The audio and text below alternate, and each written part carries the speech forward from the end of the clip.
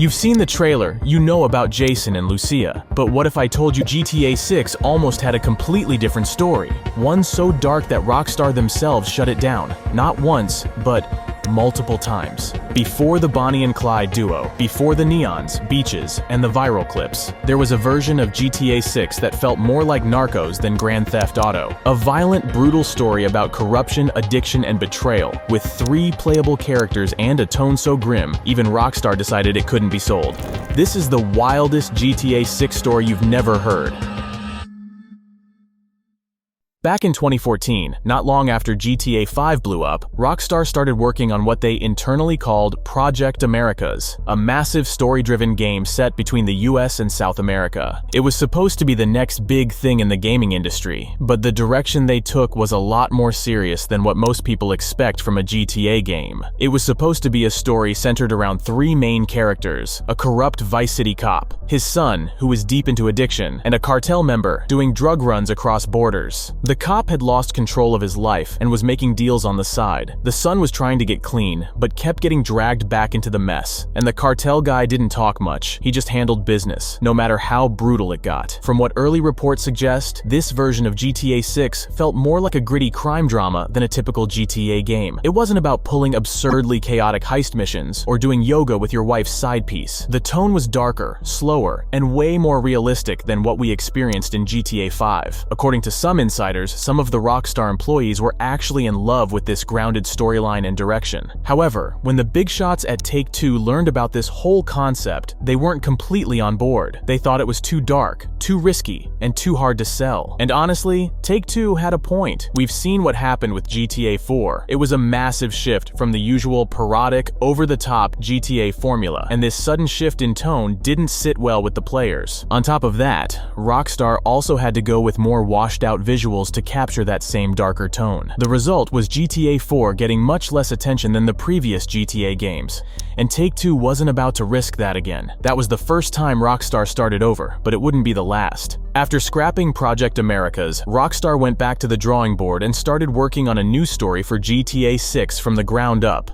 This was sometime around 2017. The team decided to keep the serious tone, but shift the focus to something a bit more personal, a story that people could actually relate to. So instead of a trio, they decided to keep the focus of the story on 2 main characters. One was a young woman, the daughter of a police officer who had just been killed. The other was a man tied to the drug trade, someone dangerous with a violent background. This new story was built around their connection. As she searched for the truth behind her father's death, she found herself dragged deeper into a criminal world she never expected. Compared to the first version, this story was more focused and personal. It was more of a revenge plot, mixed with crime and survival. Internally, this idea gained traction. It even made it through early development, but it didn't last long. As crazy as it sounds, Rockstar decided to shift directions once more. This time, the story followed a single main character, a former soldier, a black man recently released from prison after being wrongfully convicted. The story was going to follow him as he tried to rebuild his life while constantly getting pulled back into crime. This story felt way more personal, something that touched on bigger, more sensitive themes like corruption and injustice in the system. Writers at Rockstar reportedly believed in this version. It had emotional weight, and it felt different from past GTA games. It felt like something that could evolve the GTA franchise. However, it didn't make it to the end either. It got scrapped by Take-Two. Some said it was too political. Others said it just wasn't marketable enough. The balance was never there with these storylines. So for the second time, and then a third time, Rockstar had to start over. And with each reboot, it became clearer that the original vision for GTA 6 was slipping further away.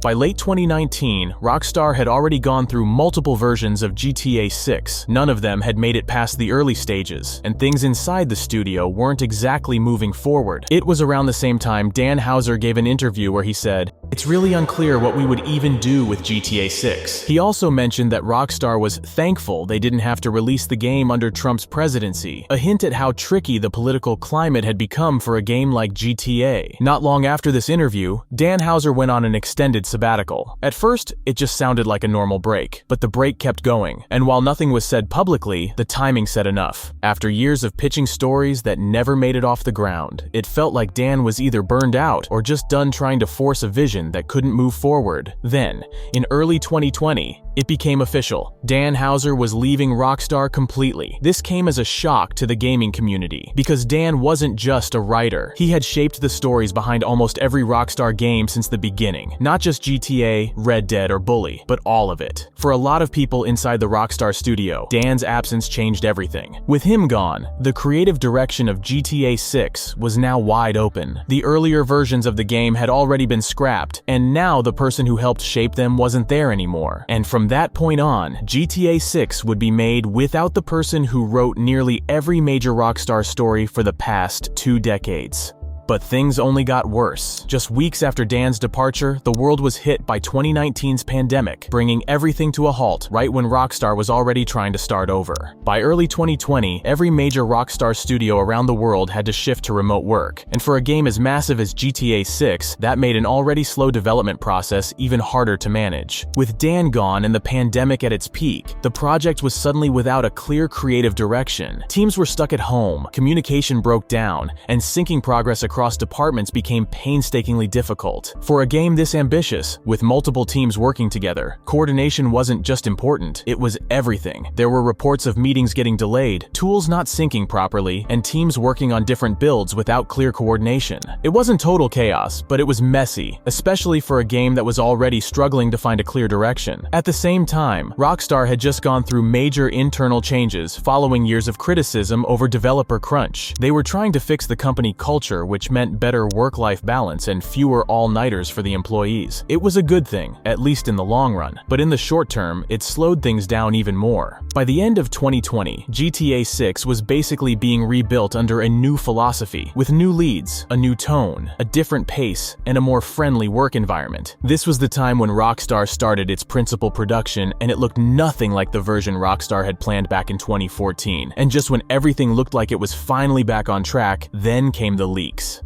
In September 2022, Rockstar faced one of the biggest leaks in gaming history. Dozens of early development clips from GTA 6 were suddenly all over the internet. Raw footage showing test builds, gameplay mechanics, new animations, and unfinished environments. Suddenly, Rockstar's most guarded secret all became public. At first, people weren't even sure if it was real. But within hours, Rockstar confirmed a system breach. Someone had broken into their internal systems and stolen a huge amount of data, including early development footage, screenshots, and even source code. That someone turned out to be a 17-year-old teen named Arian Kurtaj, who reportedly carried out the entire attack using a basic hotel TV and an Amazon Fire Stick. What made this attack so brutal was the fact that the footage that leaked wasn't from the old Project America's build. It was from the current version that Rockstar was working on, the same one we saw in the trailer later on. We saw both Jason and Lucia in the leaks, and some of the brand new systems that were being tested by the devs in early builds, including robberies, police AI, and dialogue mechanics. Even the long-rumored Vice City setting was confirmed by these leaks. While Rockstar tried to contain the spread, issuing takedowns, DMCA strikes, and legal threats, the damage had already been done. But more than anything, it showed how far the game still had to go, even after 8 years when it first started development. The leak didn't just push Rockstar to tighten its security.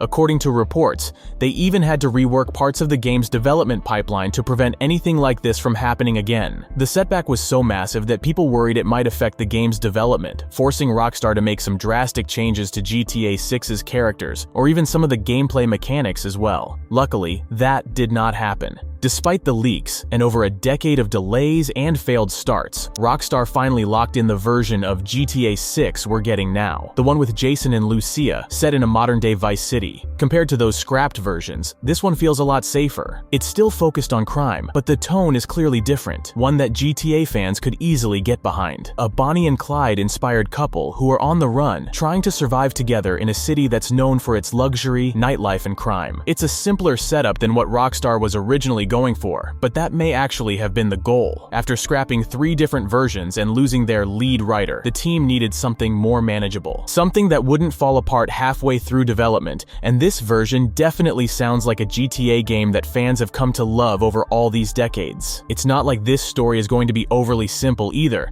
but it's way less darker than the ones in earlier versions. Stories that were focused on serious themes like addiction, grief, wrongful imprisonment, and even racial biases. What's left is a story based on the tried-and-true formula Rockstar has spent decades perfecting. After all the chaos, the scrapped storylines, the leadership shakeups, the pandemic, and the leaks, this is the version of GTA 6 that made it through, and honestly, it might be the best move Rockstar could have made. Early reports suggest that most of the darker, riskier story concepts, the ones rooted in addiction, corruption, and trauma, they mostly came from Dan Houser. He was the mastermind behind Rockstar's most iconic narratives, the guy who could walk that fine line between satire and reality. But with Dan gone, bringing those ambitious stories to life would have been a massive challenge. We've seen the result of the tone shift in Rockstar Games with GTA 4. Despite its brilliance, it failed to leave the same cultural footprint as the rest of the series. It was too grim for casual fans, too heavy for the meme-driven parody GTA is known for. Even older games like San Andreas or Vice City had more impact than GTA 4, and that's a risk Rockstar just couldn't take this time. So instead of reinventing the wheel, they decided to double down on what fans already love, a crime-driven story packed with cinematic action, drama, over-the-top characters, viral moments, and just enough heart to attract everyone. Plus, this safe story gives Rockstar something even more important: freedom. Freedom to focus on pushing tech we've never experienced in the gaming industry before. We've seen patents and insider reports that claim Rockstar has worked up AI-driven animations, dynamic interiors, next-gen traffic systems, hyper-realistic NPC behavior, and interaction models for GTA 6 that no other open-world game has even come close to. Because for Rockstar, this isn't just about releasing another GTA, it's about delivering the greatest open-world game of all time.